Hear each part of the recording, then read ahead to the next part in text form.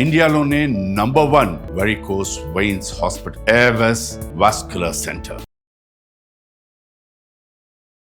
గురుగారు, మన సైడ్ అమావాస్య అంటే కొంచెం నెగిటివ్ గా చూస్తారు. అంటే పౌర్ణమికి ఉన్న అంత విశిష్టత మనకు అమావాస్యకు ఉండదు. అలాంటి రోజు పిల్లలు పుడితే కూడా అమ్మో వీడు గజదొంగ అయిపోతాడు, వీడు చాలా ఇలా అవుతాడు అలా అవుతాడు అని చెప్పేసి అనుకుంటూ ఉంటారు. నిజంగా అమావాస్య రోజు పిల్లలు పుడితే అలా తయారవుతారంటారు అసలు? శ్రీమాత్రే నమః, శ్రీ గురుభ్యో నమః. మహాలక్ష్మీదేవి అమావాస్య రోజు జన్మించింది, శుక్రవారం నాడు జన్మించింది. సో కొన్ని నక్షత్రాలు కూడా ఉంటాయండి. మూలా నక్షత్రం అని, ఆశ్లేష నక్షత్రం అని, జ్యేష్ఠ నక్షత్రం అని. సరస్వతి దేవి యొక్క నక్షత్రం ఆశ్లేష నక్షత్రం, సర్ప సంబంధిత సర్పరాజు యొక్క నక్షత్రం. అలాగే జ్యేష్ఠ నక్షత్రం లక్ష్మీదేవి అక్క అయిన జ్యేష్ఠాదేవి నక్షత్రం. సో ఇక్కడ కూడా నెగిటివిటీ లేదు. కాకపోతే ఏంటంటే శాంతులు ఉంటాయి కొన్ని నక్షత్రాలకి. సో అమావాస్య నాడు పూర్ణతిథి. వాస్తవంగా ఆ రోజున జన్మించిన జాతకులు జాతకరీత్యా వారికి ఉన్నటువంటి గ్రహ సంచారం, ఆ గ్రహాల్లో కూడా ఏవైనా వక్రగతిలో ఉన్నా, ఏదైనా చండాల యోగంలో ఉన్నా నెగిటివిటీ సివియర్ గా ఉంటుంది. జనరల్ గా ఉండే వాళ్ళకంటే ఎక్కువగా ఉంటుంది. ఇప్పుడు బాలారిష్ట దోషాలు ఉంటాయి. లగ్నంలో చంద్రుడున్నా, 12 అష్టమ స్థానంలో చంద్రుడున్నా, కొన్ని రాహు ఉండకూడనటువంటి లగ్నంలో రాహు ఉన్నా, కొన్ని ఇలాంటి సందర్భాల్లో ఏమవుతుందనంటే జాతకరీత్యా వాళ్ళకి ఇబ్బంది ఉంటుంది. కానీ అది అమావాస్య రోజు పుట్టాడు అనుకోండి, ఇంకొంచెం ఎక్కువ ఉంటుంది. సో ఎటు తిరిగి వాళ్ళకు పర్సనల్ గా పాపం సివియర్ ప్రాబ్లమ్స్ అయితే హెవీగా ఉంటాయి అమావాస్య నాడు జన్మించి. అన్నీ బాగున్నాయి అనుకోండి, వాళ్ళే అద్భుతాలు కూడా చేస్తారు. కాకపోతే వీళ్ళు బాగా మొండిగా ఉంటారు, పెళ్లి చేసుకోరు, ఏదైనా ఒక పని కోసం డెడికేటెడ్ గా ఉంటారు, లైఫ్ ని బాగా ఎంజాయ్ చేస్తారు. వాడు డబ్బు లేకున్నా డబ్బున్నా వాడు ఎంజాయ్మెంట్ వాడిదే, దాంట్లో సందేహం లేదు. ఎవడు ఎటుపోయినా పట్టించుకోని వాళ్ళు కొంతమంది ఉంటే, ఎవరికి ఏమైనా పట్టించుకునే వాళ్ళు ఇంకొకడు. అలా ఉంటారు. ఈ రెండు ఫ్రేజెస్ ఉంటాయి. ఇవి అన్ని కూడా జాతక గ్రహ సంచారాన్ని బట్టి ఉండేటువంటి విషయాలు అవి. ఇంకొకటి ఏమిటంటే, ఒకవేళ పుట్టిన పిల్లవాడు గనక ఈ అమావాస్య నాడు ఏ నక్షత్రంలో పుట్టాడు అనేది కూడా చాలా ముఖ్యం. మంచి నక్షత్రాలు కొన్ని ఉంటాయి. ఇప్పుడు రేవతి నక్షత్రము, స్వాతి నక్షత్రము, భరణి నక్షత్రం, హస్త నక్షత్రము, ఈ నక్షత్రాల్లో పుట్టినటువంటి విశాఖ నక్షత్రం, కృతికా నక్షత్రం, పునర్వసు నక్షత్రం, ఆరుద్ర నక్షత్రం, ఇలా కాకుండా అమావాస్య రోజు పొరపాటున అతను గనక మూలా నక్షత్రంలో పుట్టిన, జ్యేష్ఠ నక్షత్రంలో పుట్టిన, ఆశ్లేష నక్షత్రంలో పుట్టిన, చిత్తా నక్షత్రంలో పుట్టిన కొన్ని శాంతి నక్షత్రాలు ఉంటాయి. వాటి ఎఫెక్ట్ ఎక్కువగా ఉంటుంది. సో కాంబినేషన్ ఏవైతే ఉంటాయో గ్రహ సంచారాలతో పాటు నక్షత్రంతో పాటు తిది, ఇవన్నీ కూడా మనం చూసుకోవాలి. ఉత్త అమావాస్య రోజు పుట్టాడు, అమ్మో ఇతను నేను పెళ్లి చేసుకోను, అమావాస్య రోజు పుట్టాడు ఈ అమ్మాయిని చేసుకుంటే ఇంకంతే పరిస్థితి, ఇవన్నీ కూడా ట్రాష్. ఎప్పుడైతే కాంబినేషన్ ఆఫ్ గ్రహాలు, వాళ్ళ యొక్క తిది, వారి నక్షత్రము, ఇవన్నీ పరిగణలోకి తీసుకోవాలి. ఇవన్నీ పరిగణలోకి తీసుకున్నా వాళ్ళ జాతకంలో ఉన్న వాటికి మనం చేసుకునేటువంటి సవరింపులు చేసుకుంటే సరిపోతుంది. కానీ దాన్ని మనం భూతద్దంలో పెట్టి చూస్తే అదేదో సినిమాలో చెప్పినట్టు డీప్ గా వెళ్తే మిగిలేది శూన్యం అంతే. సో ఏది కొండలు దొవ్వి ఎలకలు తీసుకొచ్చే పనులు చేయకుండా వారికి ఎంతవరకు ముఖ్యం, ఆ జాతక రీత్యా అతనికి సంబంధించి ఎంతవరకు ఉంది, పిల్లలే ఉన్నారు. ఇవాళ రేపు ఇలా కూడా జరుగుతుందమ్మా. నా దగ్గరికి జాతకాలు చెప్పించుకోవడానికి వచ్చిన వాళ్ళు 100 మంది ఉంటే 2 పిల్లలు ఆటిజంతో ఉన్నారు. నేను అదే ఆశ్చర్యపోయా, అడిగా ఎందుకు ఇలా ఉంది, ప్రాబ్లం ఏంటి అసలు? ఈ అబ్బాయి నక్షత్రం మంచి నక్షత్రం, ఈ నక్షత్రం కావాలని అంటే ఒక కాంబినేషన్ ఆఫ్ నక్షత్రాలు ఉంటాయి. తండ్రి నక్షత్రం ఒకటయ్యి కొడుకు నక్షత్రం ఇంకొక నక్షత్రం, ఈ కాంబినేషన్ ఉంటే లక్షాధికారులు అవుతారు. ఇది అయ్యగారు చెప్పుకుంటాడు.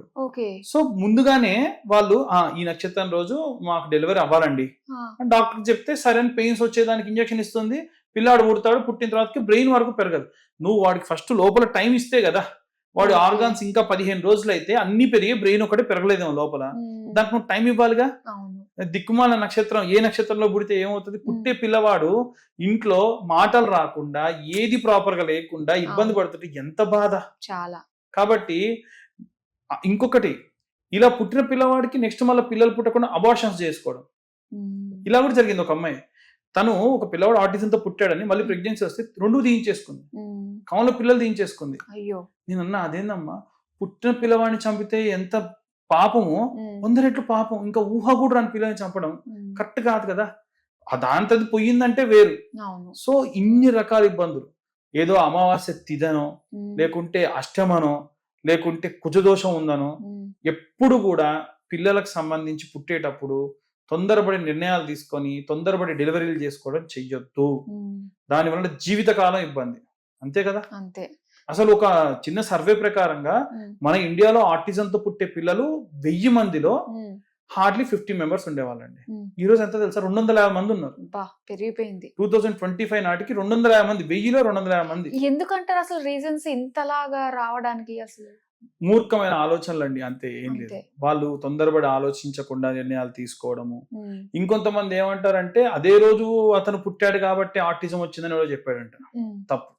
అది ఉండదా అండి? ఆటిజం పుట్టిన పిల్లవాడి నక్షత్రాన్ని పట్టి ఉండదు. అయితే వాళ్ళకి 12 సంవత్సరాల వరకు బాలరిష్ట దోషాలు ఉంటే ప్రాణానికే ఎఫెక్ట్ కంప్లీట్ గా పిల్లవాడికి. సో 12 సంవత్సరాల వరకు పిల్లాడిని ఒక గాజు బొమ్మలా జాగ్రత్తగా చూసుకుంటే పర్లేదు. పుట్టిన పిల్లవాడికి వాడికి 1 సంవత్సరం నుంచి నువ్వు ఫోన్ ఇచ్చి వాడి రీల్స్ అలవాటు చేస్తే వాడు మనుషులతో ఎందుకు కమ్యూనికేట్ అవుతాడు? రీల్స్ లో ఈ నిమిషం ఇలా చూసింది, ఇంకొక నిమిషం రంగు మారిపోయింది, మనిషి మారిపోయాడు. సో బయట చూసి అలా లేరు కదా.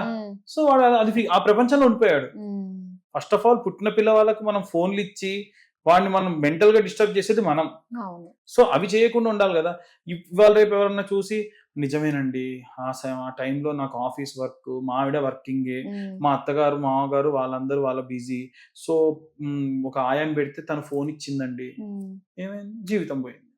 సో అంటే ఎవరిని నేను కామెంట్ చేయడం కాదు, పాపం ఎవరి పరిస్థితులు వాళ్ళవమ్మా. భగవంతుడు నేను అనేది ఏంటంటే ఓ అమావాస్య తిథనో ఏ శాంతి నక్షత్రమనో పిల్లల్ని మనం ఎట్టి పరిస్థితుల్లో ముందుగా కరణం లాంటివి చేయకండి. న్యాచురల్ గా పిల్లలు ఎలా పుడతారో అలా పుట్టినాయండి. వాళ్ళ టైం బట్టే యాక్చువల్ గా వాళ్ళు పుడతారు కాబట్టి.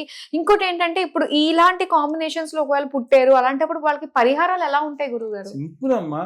ఇప్పుడు చంద్రుడికి సంబంధించి బాగాలేకుండా పుట్టారు అనుకోండి, చంద్రుడికి సంబంధించి జపం చేయాలి. వెంటనే ఒక క్వశ్చన్ అడుగుతాడు, అయ్యా నువ్వు జపం చేస్తావు, తీర్థం ఇస్తావు, పిల్లాడు ఎట్లా తాగుతాడు? పుట్టిన పిల్లవాడు 27 రోజు తాలేడుగా. తల్లి తాగాలి, తల్లి తాగి తన చనుబాలు ఇవ్వాలి, అప్పుడే కదా తీర్థం అనేది వాడికి వెళ్తుంది. అలా కాకుండా తల్లి డబ్బా పాలు పడుతుంది, ఇంకప్పుడేమవుతుంది?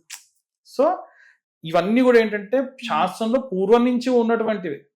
మనం వాళ్ళకి తీర్థం ఇచ్చేసి తల్లి పాలిస్తే సరిపోతుంది. సో ఇలా మనం జపం చేయించి తీర్థం ఇవ్వచ్చు, హోమం చేయొచ్చు. శాంతి నక్షత్రంలో పుడితే నూనెలో ముఖం చూడాలి. పిల్లవాడిని అప్పటి వరకు మనం నీడ పడకూడదు. ఒకటే, నీ పిల్లవాడిని ఎత్తుకో, కానీ లైట్ ఎక్కడైతే ఉందో దాని ఆపోజిట్ గా, అంటే పిల్లవాడు ఇక్కడ ఉంటే ఈ నీడ వచ్చి పిల్లవాడి మీద పడుతుంది. సో ప్రభావం ఎక్కువ అవుతుంది. తండ్రి గండము తల్లి గండము ఉంటే ఎత్తుకోకూడదని కాదు, పిల్లవాడి పైన వాళ్ళ నీడ పడకూడదు. అది మెయింటైన్ చేయాలి, అంతే. అది మెయింటైన్ చేస్తే సరిపోతుంది. పిల్లవాడిని ఎత్తుకొని నూనెలో ఒకసారి ముఖం చూసిన తర్వాత ఎత్తుకోవచ్చు.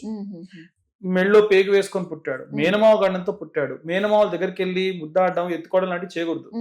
ఎప్పుడైతే శాంతి అవుతుందో శాంతి రోజున ముఖం చూస్తే సరిపోతుంది.